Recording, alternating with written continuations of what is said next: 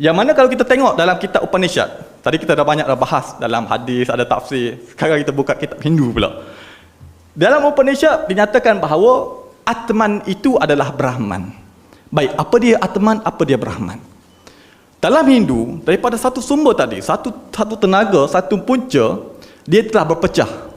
Yang pecahan itu adalah dikenali sebagai Atman ataupun diri manusia. Yang mana Atman inilah yang berada dalam diri manusia ini. Itu yang dipahami oleh masyarakat Hindu melalui perbahasan Upanishad.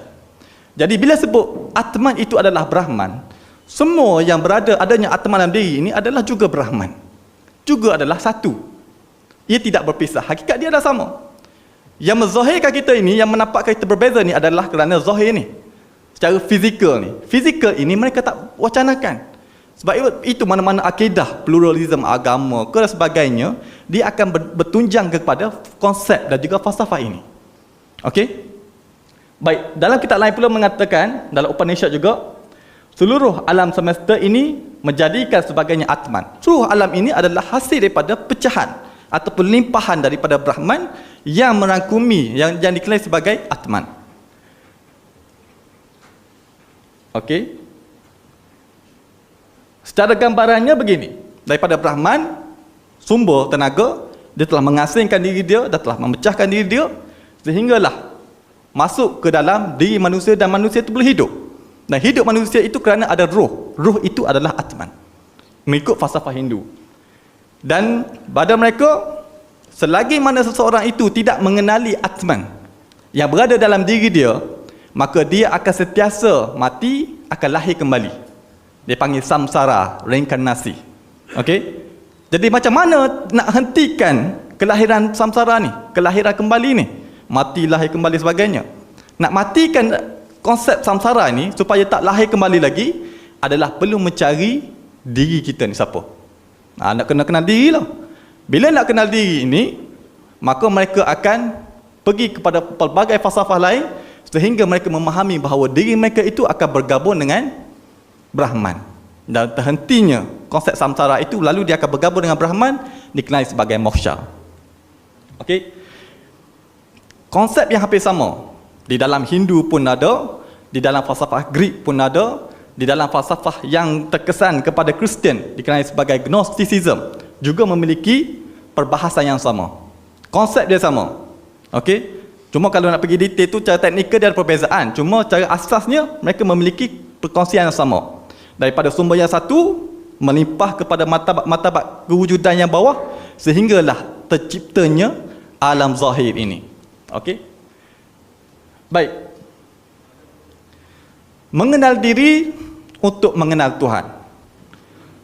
Falsafah ini ataupun kaedah untuk orang kata perbahasan nak kenal diri ini, di dalam Hindu sudah lama dibincangkan perkara ini. Iaitu istilah mereka dalam bahasa Sanskrit adalah jnana. Jnana ni adalah kenal diri. Dalam Hindu, dia nak bagi kenal bahawa Atman ni adalah merupakan Brahman yang satu, maka mereka akan melakukan yoga, melakukan meditasi, pertapaan, sehinggalah satu tahap mereka merasakan bahawa diri mereka ni sampai satu makam. Hakikat mengatakan bahawa dia dah faham dah, realiti bahawa dia ini adalah Brahman yang satu. Sebab itu dalam agama Hindu, masyarakat Hindu ni ramai mereka mendakwa diri mereka ni adalah Tuhan. Kadang-kadang kita pun tak faham kan. Tengok macam mana ni makcik ni ataupun pakcik ni boleh mengaku diri sebagai Tuhan. Sebab falsafah inilah. Falsafah mengatakan dia sudah mengenal diri, jnana, lalu dia mengatakan bahawa diri dia itu adalah Tuhan. Okey? Dan perkataan jnana ini juga boleh ditafsirkan ataupun diterjemahkan sebagai makrifat. Atau dalam bahasa lain adalah gnosis. Knowledge. Jnana itu adalah knowledge. Pengetahuan untuk mengenal diri. Manakala dalam gnosis juga adalah fahaman batini ataupun falsafah daripada masyarakat Kristian yang terkesan dengan falsafah. Mereka juga mengatakan bahawa mereka ni perlu mendapat ilmu gnosis untuk mereka ni nak bersatu kembali dengan Tuhan. Dan dalam tradisi Muslim dikenal sebagai makrifah. Cuma secara maknanya adalah sama. Jnana, gnosis, makrifah ini adalah konsep dan juga istilah yang sama. Cuma berbeza daripada negara dan juga falsafah yang di mana ia berkembang.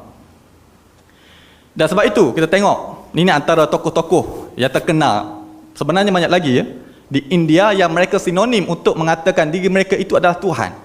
Benda itu biasa untuk mereka sebut kerana falsafah itu yang memadu mereka mengatakan bahawa hakikat semua ini adalah satu. Yang mana menjadi punca kepada dalam perbahasan Nur Muhammad juga memahami bahawa Nur Muhammad itu berpunca daripada zat ataupun nur Allah itu sendiri. Okey, kita dengar satu kenyataan.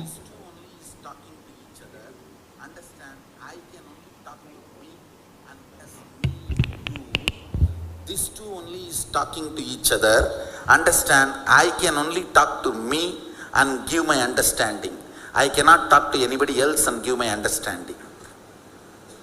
So the me resides in this as me, is residing in all of that as me, so that me, through this me, talking to me.